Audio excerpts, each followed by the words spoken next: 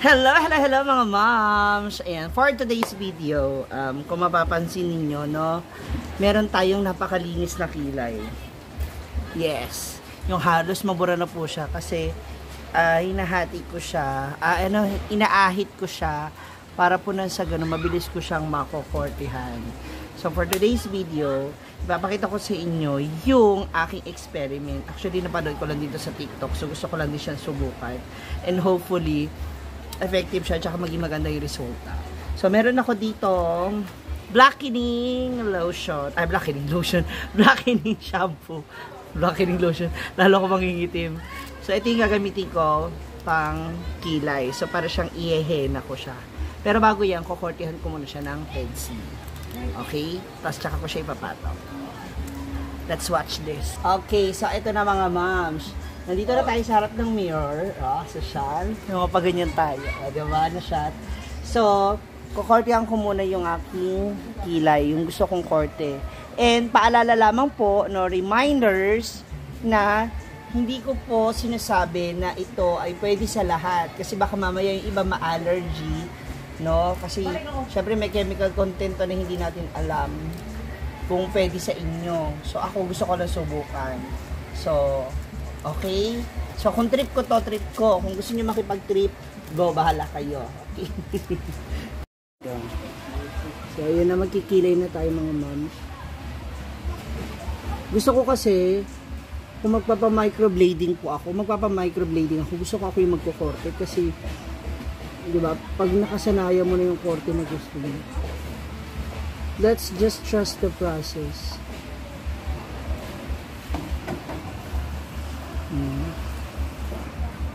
Kailangan lang natin gumawa ng pinaka-korting niya.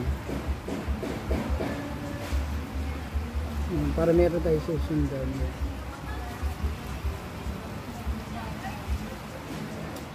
Para yan na lang yung lalagyan niyo mamaya.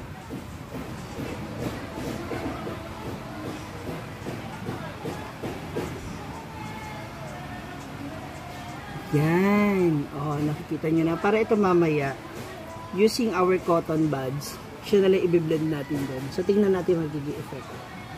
Sa kabila naman. Wow! So, yun na. Meron na siyang dalawa. Sunod na natin yung pag-fill ng powder. So, ito na yung ating tinitimpla. So, medyo pinalapot ko lang siya. Para na sa ganun, medyo maganda yung kapit sa feeling ko lang, ha? Pero pwede naman natin dagdagan ng water. Thank you so much muna kay G Ford, aking cameraman. So, kumuha ako ng stick, ng barbecue stick. So, para na sa ganun, siya yung magiging pampapahid ko dito sa ating ginawang kilay. So, medyo napakapal po yata ako mga moms. Pero, ikaw na bahala mag-adjust later kapag nailagay mo na. Yan. So, ididip lang natin siya.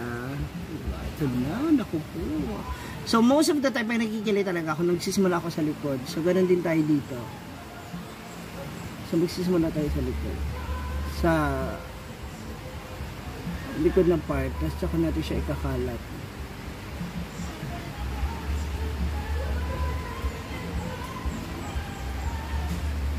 Ito po hindi nangangailangan ng mabilisang galawan. Take your time.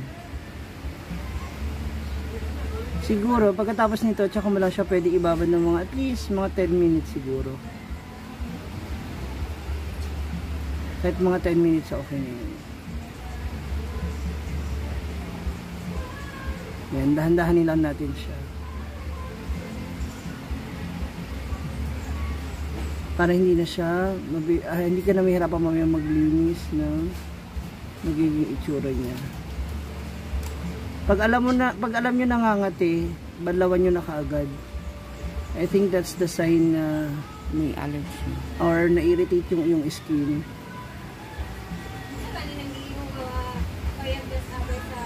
Yeah. Ha? Habang may nagko-concert. Kanang gi panday? Oh. Mga moms, this is color black ha.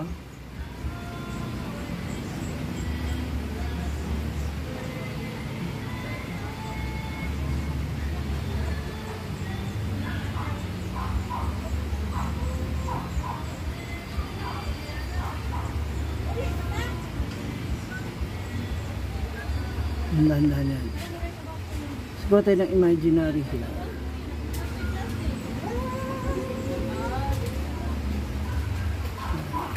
Brush natin siya ng pataas.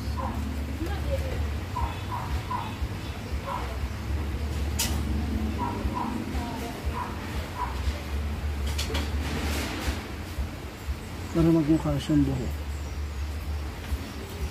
Oops.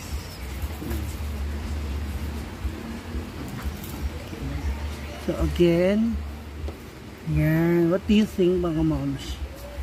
Mamaya abangan natin. Doon tayo sa kabila. So ayan na mga moms, no? Natapos na rin natin yung kabilang side ng kilay. So sabi nga nila, pag magawa ka ng ganito, just trust the process. Good luck sa process. Ano kaya kalalabas? Bakit? Abangan natin kung magiging maganda resulta nito. Para busog na lang tayo mga kilay po. Ang sarap tingnan. Wala pa. Hi! Oh my God! Ano kaya magiging resulta? Sa surprise, nabalawan na natin. Sabay-sabay natin tingnan ang kinalabasan ng ating ginawang kalokohan. Are you ready?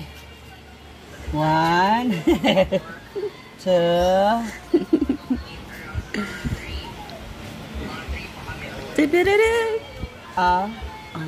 pwede. Wala, parang may mga sungin sa papa. Pwede na rin, no? Actually, pwede na rin siya. Wala kayong masanda na nagsisimba na.